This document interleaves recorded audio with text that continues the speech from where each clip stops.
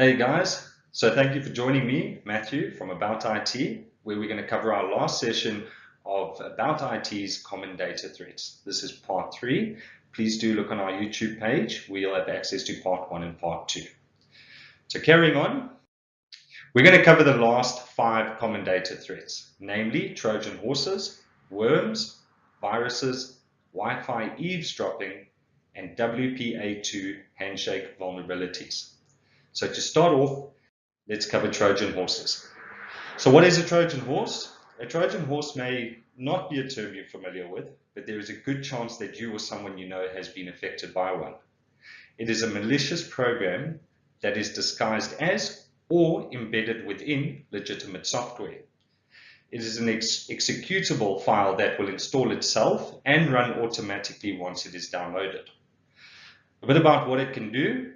It can delete your files, use your computer to hack other computers, watch you through your webcam, which is scary, log your keystrokes such as credit card number and stuff you've entered in any online purchases, record usernames, passwords, and other personal information.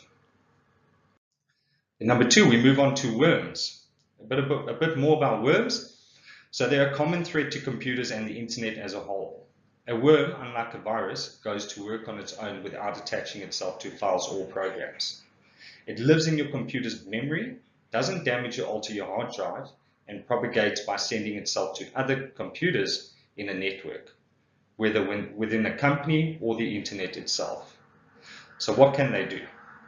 A worm can spread to everyone in your contact list, cause tremendous amount of damage by shutting down parts of the internet, wreaking havoc on an internal network and costing companies enormous amounts of lost revenue.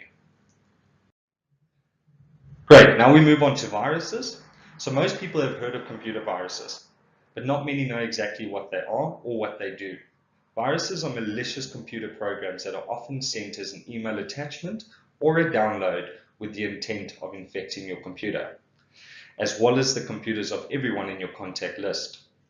Just visiting a site can start an automatic download of a virus. A bit more about what these can do. Number 1, they can send spam, provide criminals with access to your computer and contact lists, scan and find personal information like passwords on your computer.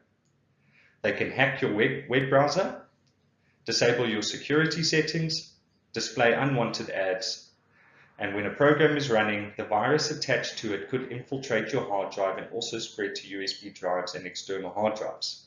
Any attachment you create using this program and send it to someone else could infect them with the virus as well. Then we go on to Wi-Fi eavesdropping. This is not one many people will be familiar with, but a bit more about it. It is another method used by cyber criminals to capture personal information. This is done by virtual listening in on information that is shared over an unsecured Wi-Fi network. So in other words, a Wi-Fi network that is not encrypted. What it can do, potentially access your computer with the right equipment, steal your personal information, including logins and passwords. Then last but not least, we go over to another one which a lot of people will not be familiar with the term, and this is called WPA2, Handshake vulnerabilities. So what is it? The key reinstallation attack, otherwise referred to as crack, vulnerability allows a malicious actor to read encrypted network traffic on a Wi-Fi protected access to, which is a WPA2 router, and sends traffic back to the network.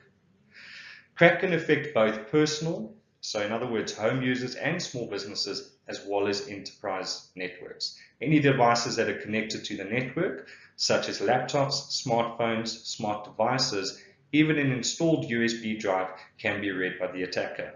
A malicious actor could use this vulnerability to steal sensitive information and also insert malware or ransomware that could make a website unsafe to visit. Crack does not divulge Wi-Fi passwords to attackers, nor does it permit a malicious device to be connected to the network. Crack is unable to compromise virtual private networks, otherwise referred to as VPNs, or HTTPS protocols used by online shopping and banking sites.